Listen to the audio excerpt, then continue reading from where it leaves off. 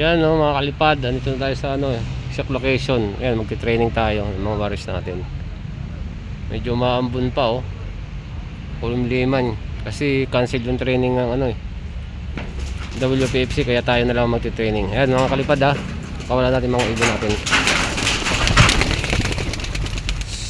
Ayun na sila mga kalipad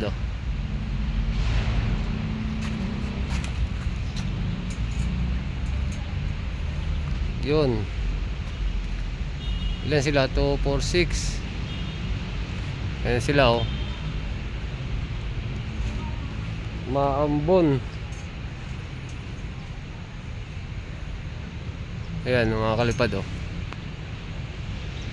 Cainta to Quezon City. Ayan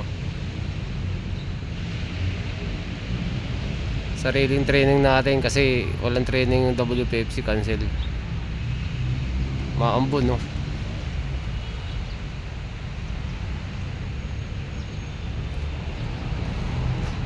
yun, papunta na sila dun.